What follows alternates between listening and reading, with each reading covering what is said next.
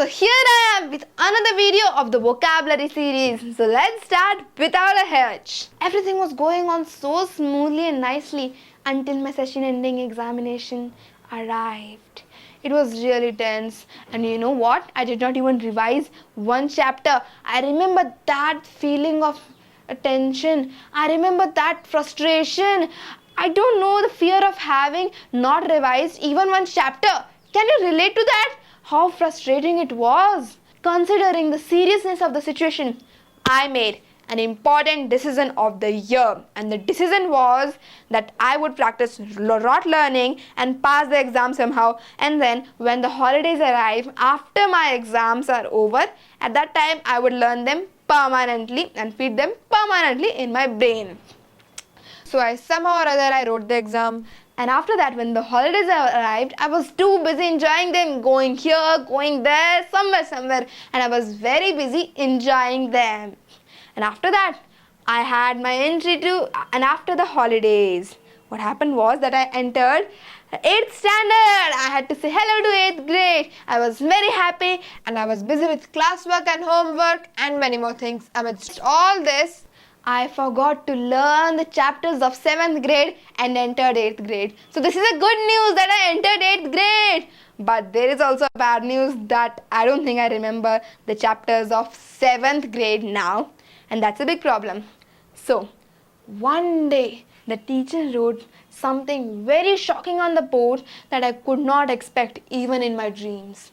And it was a surprise test. Yes, my friends, a surprise test was arranged, and my teacher did not even inform us about the surprise test.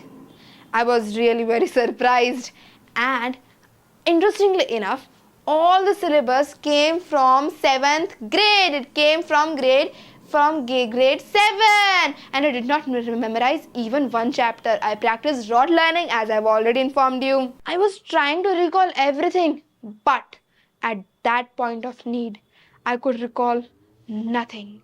Somehow or other, I wrote the test, and the next day, the results were up. I was very tense. The teacher was announcing the marks one by one. I was very frustrated. My mouth was drying, my skin was burning, and the bottle of water in my hand was slipping. I could speak nothing. That's all what I remember. I could just speak nothing, and at last, but the teacher announced that I have scored 38 out of 45. I was really surprised. And my teacher also said that we need not get frustrated because of these marks, and we might also hide these marks from our parents. Why? Because these marks would not be counted in our report card, so we can hide them. So I thought that, wow, these marks won't be written on our report card, so why don't I hide them? So I decided that I will not disclose my marks to my parents. But I could not hide this secret for long. I felt something heavy in my heart, that why am I hiding this thing from my parents? So one fine afternoon, I disclosed the secret to my mother. I don't know what happened to her, but she was in a really good mood that when I disclosed the secret to her, she said, "No problem. From now on, you must not let anything slip under your radar." Now here I found my criminal, slip under your radar, and I asked what is the meaning of slip under someone's radar to my mother, and at that time my mother was my Google, and she told me, "My dear, slip under the radar means to go unnoticed.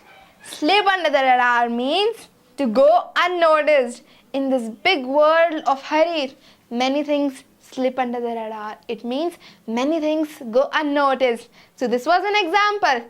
Now how do I remember it? A slip under the radar. How do I remember it in my brain? Forever. Let me tell you. Now here, first of all, let me tell you that after this reply of my mother, I was relieved. But now coming back to the point, slip under the radar. Now here, this is the disc through which radar signal is transmitted. But now the question arises that how does it work and what is its function and many more.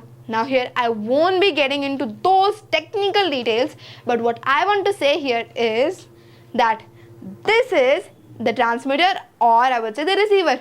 And now here the radar is transmitted, and after touching the object, it will reflect back as reflected wave. Okay, now here if the aeroplane is in the radar's range, then only it will be noticed. But suppose this aeroplane slips under the radar and the aeroplane is here, then it won't be noticed. So slip under the radar means to go unnoticed. I hope you got it. Thank you so much for watching this video. If you've liked this information, then don't forget to like, share and subscribe to this channel. See you in the next part of the series.